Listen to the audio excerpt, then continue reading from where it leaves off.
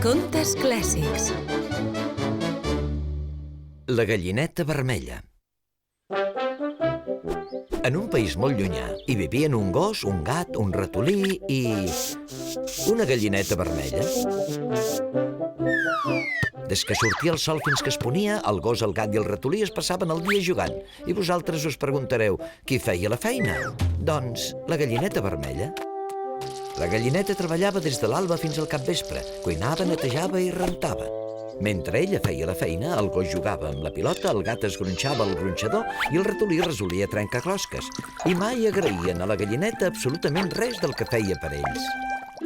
Un dia, després d'haver netejat el lavabo, preparat l'esmorzar i arreglat un forat de la teulada, la gallineta vermella es va recordar que encara li quedava una tasca per fer. He de sembrar el blat. Sense blat no tindrem res per menjar. Sembrar el blat era una tasca feixuga i no era d'estranyar que hagués de demanar ajuda. Per tant, va anar a buscar el gos, el gat i el ratolí, que jugaven a botxes. Ara no et podem ajudar. És el nostre joc preferit. Acabem de començar. I, dit això, van tornar al joc. A la gallineta vermella no li quedava més remei que fer-ho tota sola. Decidida, se'n va anar cap al camp amb les llavors i vinga a caminar amunt i avall mentre sembrava. Amunt i avall i amunt, fins que va acabar la feina. Van passar les setmanes. Va ploure molt. I va sortir el sol. El blat va créixer ben alt i daurat. Mentrestant, el gos, el gat i el ratolí jugaven. I la gallineta vermella fregava, netejava i treia la pols. I fins i tot va construir un nou porxo a la casa. Finalment, va arribar l'hora de segar el blat. La gallineta vermella es va aixecar d'hora, va rentar els plats, va polir el terra, va enguixar el sostre i després es va preparar per collir el blat. Segar era una tasca molt més feixuga que sembrar.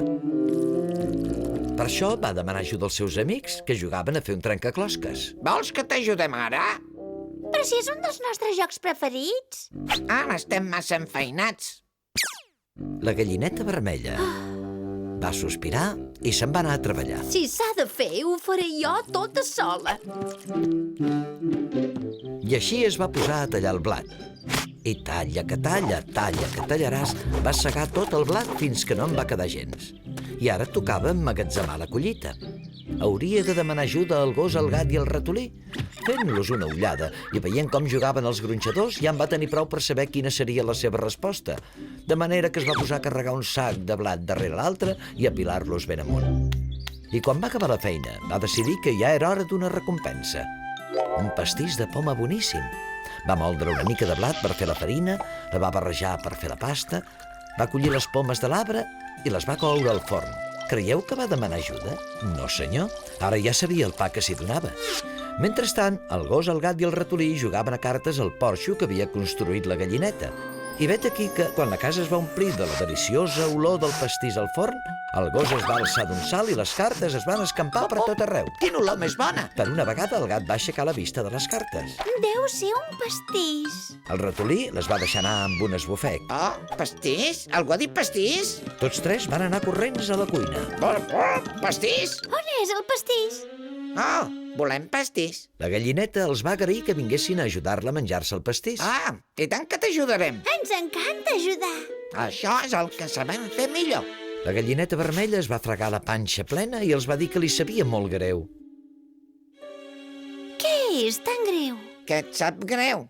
La gallineta vermella els va dir que, com que no l'havien ajudat a sembrar el blat i tampoc l'havien ajudat a emmagatzemar-lo, s'havia pensat que tampoc voldria menjar-se'l. El gos, el gat i el ratolí es van quedar ben aixafats. No hi ha pastís? Gens? Ni mica? Me l'he menjat jo tota sola. I sabeu què? No he necessitat l'ajuda de ningú. I així va ser com el gos, el gat i el ratolí van aprendre la lliçó. Qui no treballa no té premi. I la gallineta vermella va decidir agafar-se les primeres vacances de la seva vida. Potser aniria a la platja. Sí, això estaria molt bé.